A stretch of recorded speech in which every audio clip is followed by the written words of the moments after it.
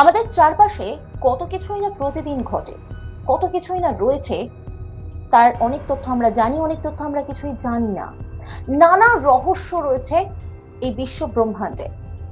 এমন কিছু ঘটনা ঘটে গেছে, সেগুলো কেন ঘটেছে আমরা আজ অব্দি জানি না। ঠিক তেমনি আজকে আপনাদেরকে একটা শিলার কথা বলবো, একটা পাথরের কথা বলবো। আল নাসিলা শিলা। এই পাথরটা মাঝখান বরাবর দুভাগে বিভক্ত হয়ে গেছে। কিভাবে হলো, কে করলো, এই তথ্য কিন্তু এখনো অজানা। বিজ্ঞানীরা সেই তথ্যের সন্ধান করবার জন্য বিভিন্ন রকমের পরীক্ষা নিরীক্ষা করেই চলেছে। তারা চেষ্টা করছেন একেবারে শিকড়ে পৌঁছতে, যে ঠিক কি ঘটেছিল, কেন এভাবে অদ্ভুতভাবে মাছ থেকে ভেঙে গেল, ভাগ হয়ে গেল। যদিও এখনো কিন্তু তথ্য সেইভাবে প্রতিষ্ঠিত কোনো তথ্য ধরা পড়েনি, তবে নানা রকমের যুক্তি রয়েছে তার পিছনে, বিভিন্ন মতামত রয়েছে। তবে একটা অংশ বলছেন যে এলিয়ানরা কখনো হয়তো এদেশে এসে এই পাথরটাকে মাঝখান থেকে কেটে দিয়েছে। এলিয়ানরা আর কি কি করেছে, কেন এই যুক্তিটাকে সামনে রাখা হচ্ছে, কেন এই মন্তব্য করা হচ্ছে, সেই সমস্ত তথ্য যদি জানতে চান তাহলে গোটা ভিডিওটা দেখুন শেষ পর্যন্ত। কেমন লাগলো সেটা অবশ্যই জানাবেন, লাইক করবেন, শেয়ার করবেন, আর তার সঙ্গে সাবস্ক্রাইব করতে ভুলবেন না। আর নিশ্চয়ই এতদিনে জেনে গেছেন হোয়াটসঅ্যাপেও রয়েছে আজ তাক বাংলা, তাই পথ চলতে চলতে যদি কোনো খবরের আপডেটের দরকার পড়ে তাহলে কিন্তু অবশ্যই নজর রাখবেন, আর হোয়াটসঅ্যাপেও পেয়ে যাবেন একদম হাতের মুঠোয়।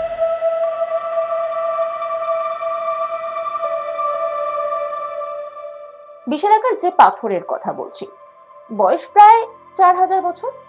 যুগ যুগ ধরে মরুভূমির মাঝে পুরো বালির মাঝখানে পড়ে রয়েছে পাথরটি।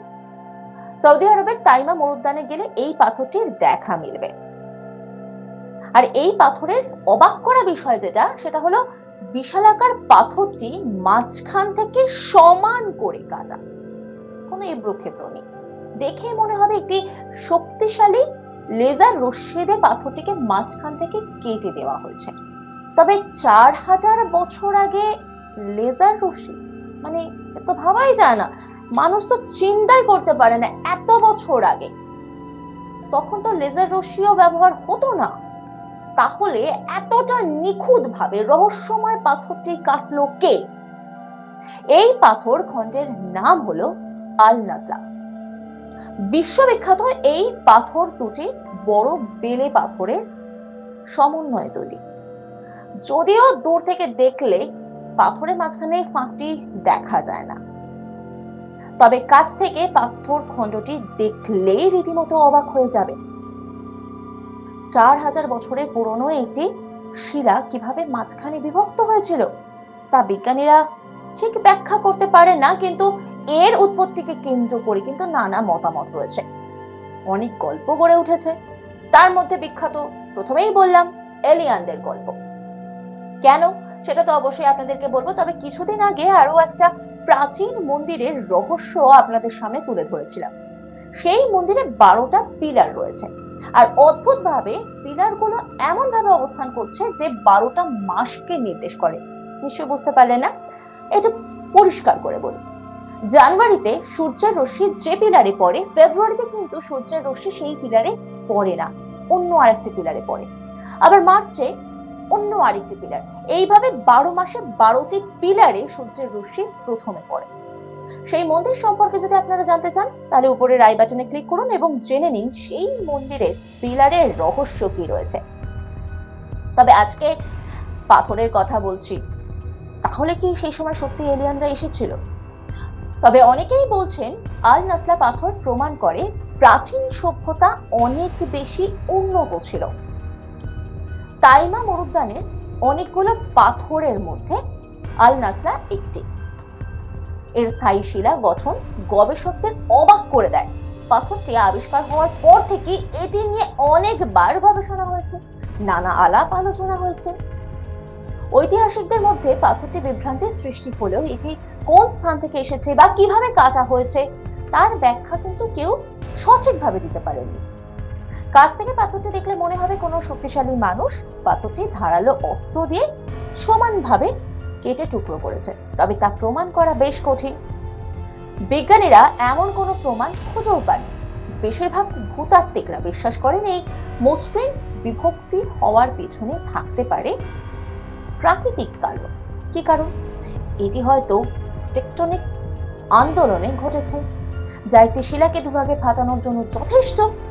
বিজ্ঞানীরা এমনটা বিশ্বাস করলেও সাধারণ মানুষ কিন্তু এসব ব্যাখ্যা একদমই মানতে নারাজ।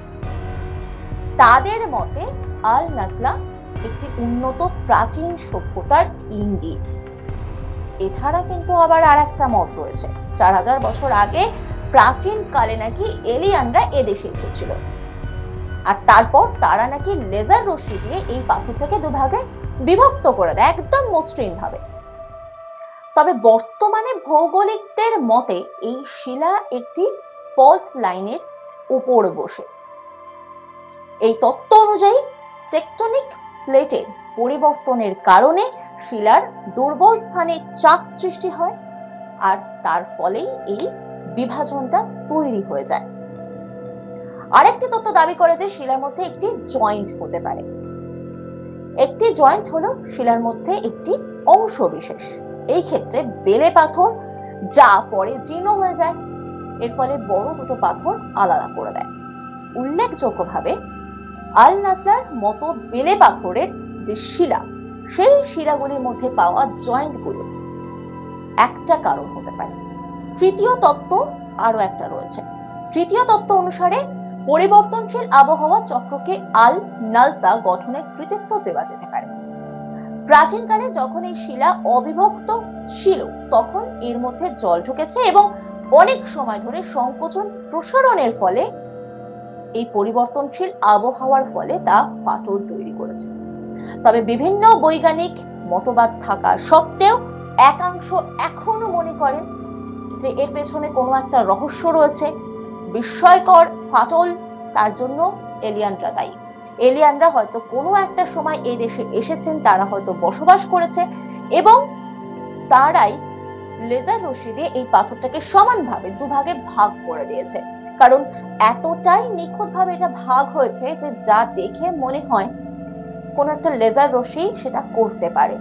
যদিও বৈজ্ঞানিকরা বলছেন এর পেছনে রয়েছে প্রাকৃতিক কারণ, আর সাধারণ মানুষ এখনো বিশ্বাস করেন যে না, কোনো প্রাকৃতিক কারণ নয়, এলিয়ানরাই এই কাজটা করে গেছে। আর এই এলিয়ান নিয়ে তো আমাদের নানা রকমের মত পার্থক্য রয়েছে। আকাশে কখনো ইউএফও যদি দেখা যায়, আমরা যদি কখনো শুনি যে কোনো একটা লাইট দেখা গেছে, তা জানবার জন্য আমরা অত্যন্ত আগ্রহী হয়ে পড়ি। তাই এখন কোন তত্ত্বটা সত্যি সেইভাবে কিন্তু প্রতিষ্ঠিত কোনো তত্ত্ব এখনো প্রকাশ করা যায়নি। এরকম আরো অনেক আপডেট রয়েছে। আর এই ভিডিওটা কেমন লাগলো সেটা কিন্তু অবশ্যই কমেন্ট করে জানাবেন। লাইক শেয়ার করতে ভুলবেন না। আর যদি আপনি চ্যানেলে নতুন হন তাহলে কিন্তু সাবস্ক্রাইবটা করে ফেলবেন।